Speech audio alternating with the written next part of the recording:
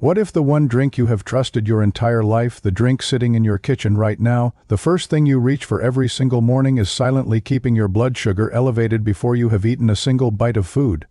Not because coffee is harmful. Coffee is one of the most studied and scientifically validated beverages on the planet, but because of three specific mistakes that most people over 60 make with it every single day, mistakes that completely cancel out every benefit coffee could be giving you and replace those benefits with a blood sugar spike you never see coming. Today we are going to fix that. The right way to drink coffee if you want to protect your blood sugar, the right timing, the right combinations, and the common habits that are working directly against you right now without you realizing it. But before we talk about coffee specifically, there is something you need to understand first. Because without this foundation, nothing else will make complete sense. Think of your pancreas as a small, dedicated factory. Its job is to produce insulin, the hormone that opens the doors of your cells so that glucose from the food you eat can enter and be converted into energy. Every time you eat, glucose enters your bloodstream, the factory goes to work, insulin is released, glucose moves into the cells, and everything resets. The problem begins when that factory becomes overloaded. When you repeatedly eat foods that spike blood sugar quickly, the pancreas has to operate at its absolute limit, producing more and more insulin to achieve the same effect. Over time, the cells stop responding efficiently, they become resistant, the pancreas pushes harder, and that relentless cycle of overproduction and diminishing response is exactly how insulin resistance develops, the condition that is the direct gateway to type 2 diabetes. Now, where does coffee fit into this? Coffee is biochemically extraordinary. It contains hundreds of active compounds, but two of them have drawn significant scientific attention: chlorogenic acid and trigonelin. When functioning correctly, these compounds act like traffic controllers inside your digestive system, slowing the rate at which sugar from food enters the bloodstream. Instead of a sharp, sudden flood of glucose that forces the pancreas into emergency production, you get a slower, more controlled release that the body can manage with far less stress. Research published in Diabetes Care, conducted by researchers from Harvard School of Public Health, analyzed data from more than 1 million people and reached a conclusion that is difficult to ignore.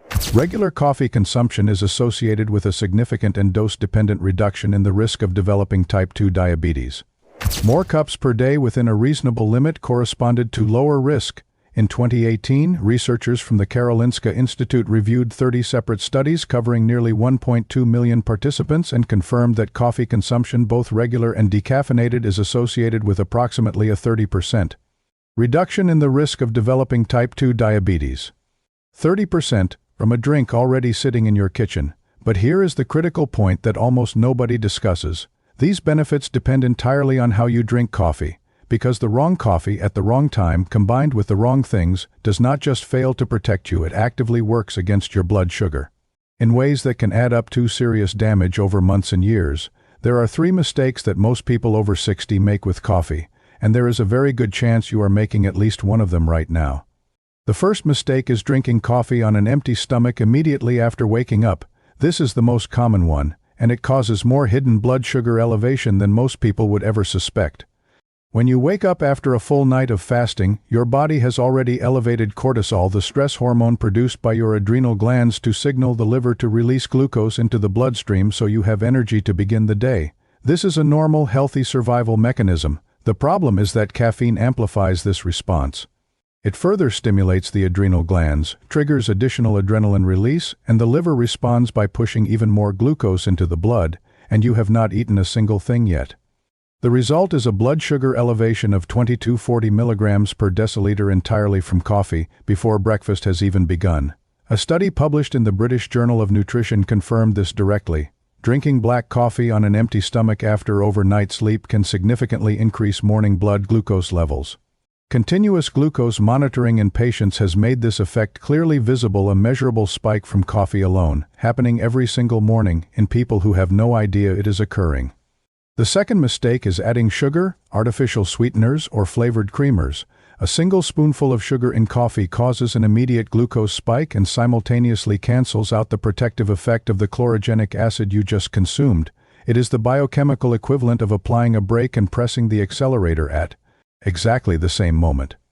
Artificial sweeteners are not the safe alternative most people believe them to be.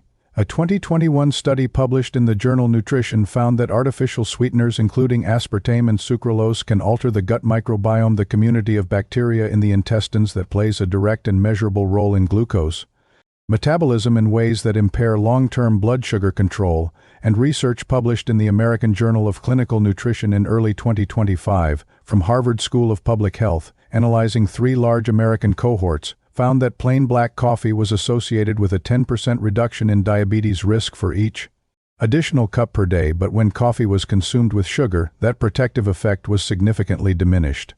The protection disappears when sugar is added. This is now confirmed at scale. The third mistake is drinking coffee in the late afternoon or evening.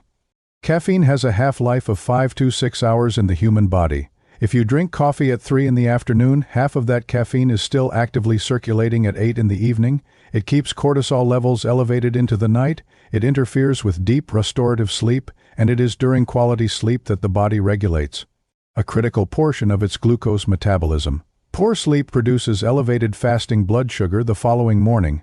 That elevated blood sugar increases insulin demand throughout the next day, and the cycle compounds itself quietly, invisibly, every single night.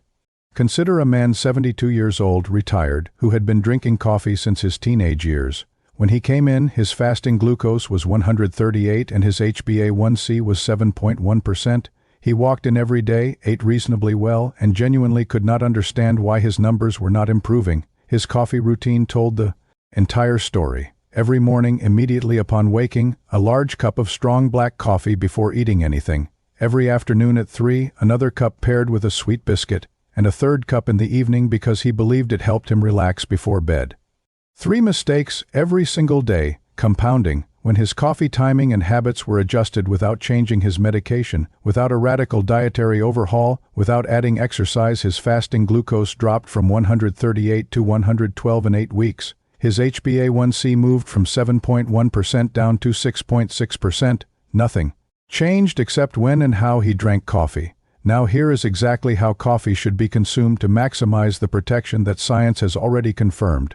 The first and most important moment is at breakfast, but not as the very first thing you consume after waking. When you wake up, drink a glass of water first. Allow 30 to 60 minutes to pass. Then eat something containing protein: scrambled eggs, a boiled egg, plain unsweetened yogurt, a small portion of cheese, any quality protein source, and only after that drink your coffee. Plain, no sugar, no sweetener, no flavored creamer. Why? Protein first? Because protein buffers the cortisol response to caffeine. It provides amino acids that the liver uses more efficiently, reducing the signal to release stored glucose. Research published in the Journal of Clinical Endocrinology confirmed that consuming protein before caffeine reduces the post-meal glucose spike that would otherwise occur. The sequence matters. Protein first, then coffee is a fundamentally different metabolic event than coffee first on an empty stomach. If you want to enhance this further, add half a teaspoon of cinnamon powder directly to your coffee. Cinnamon contains compounds that partially mimic the action of insulin at the cellular level, supporting glucose uptake. A review published in the journal Nutrients found that regular cinnamon consumption contributes to a modest but measurable reduction in fasting glucose. It is not a medication, but it is a genuine and accessible ally. The second powerful moment for coffee is 20 to 30 minutes before your main meal of the day.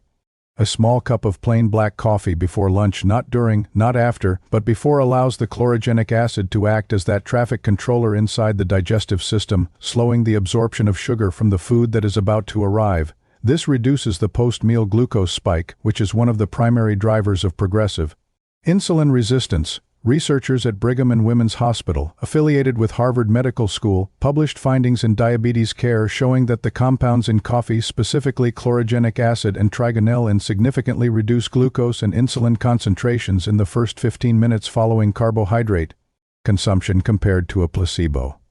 This effect is real, it is measurable, and it costs nothing to apply. The third moment is after physical activity.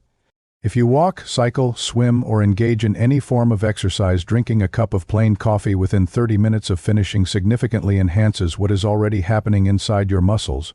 During and immediately after exercise, muscle tissue becomes extraordinarily receptive to glucose, acting almost like a sponge, pulling sugar from the blood to replenish energy stores. Caffeine at this specific moment enhances that uptake effect, helping muscles absorb glucose even more efficiently.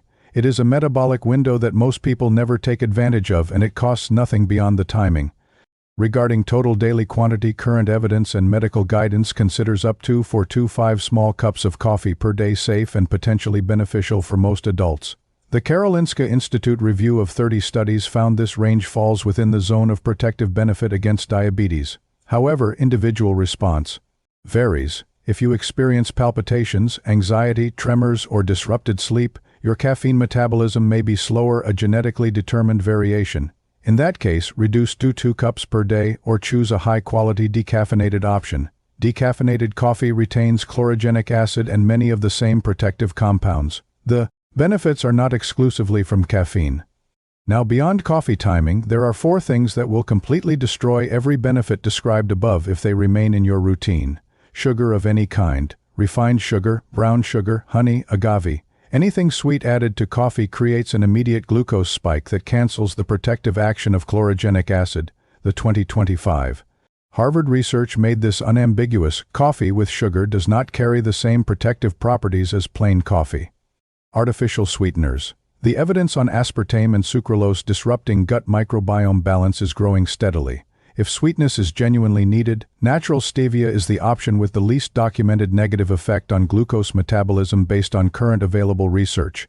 Instant coffee in flavored sachets or packets. These products frequently contain hidden sugars, hydrogenated fats, and additives that eliminate the nutritional integrity of coffee entirely. Choose natural ground coffee 100% or Arabica if possible, freshly brewed. Coffee paired with ultra-processed foods. White bread, packaged cookies, industrial pastries, sugary cereals. When coffee is consumed alongside these foods, the glucose spike from the refined carbohydrates is so large and rapid that no amount of chlorogenic acid can compensate. The pairing erases the benefit and adds the damage. There is one final principle that ties everything together, because coffee works exponentially better when it is part of a broader context rather than an isolated habit. Coffee prepared and timed correctly maximizes the protective properties of chlorogenic acid and trigonelin, directly supporting insulin sensitivity. 30 minutes of moderate walking 3 to 5 days per week activates muscle tissue to pull glucose from the bloodstream independently of insulin, an effect confirmed across more studies than could be reasonably listed here. And adequate protein at each main meal: eggs, fish, chicken, beans, cottage cheese, plain yogurt is the macronutrient with the least impact on blood sugar, the greatest impact on sustained satiety, and after 60 becomes increasingly important as the body becomes less efficient at utilizing protein for muscle maintenance. Muscle is the body's largest consumer of glucose. Protecting it is protecting your blood sugar. These 3 things together, smart coffee habits, consistent movement, and protein at every meal, create a combined effect that is substantially greater than any one of them alone. Everything described here is grounded in published, peer-reviewed science, but it is important to be direct about what that means. These are complementary lifestyle strategies. They can produce real, measurable improvement in blood sugar control, as the evidence clearly shows. They do not replace medical supervision, and they do not replace medication for those who have been prescribed it. If you have a diabetes diagnosis and are on medication, bring this information to your doctor. Discuss it together, make adjustments with professional guidance. Never change dosage or discontinue medication independently. Your body is not your enemy. When blood sugar rises, when fatigue persists, when the morning numbers will not come down despite doing what you believe is right, these are signals. And very often, what the body is asking for is not a new prescription. Sometimes it is simply the right information about a cup of coffee.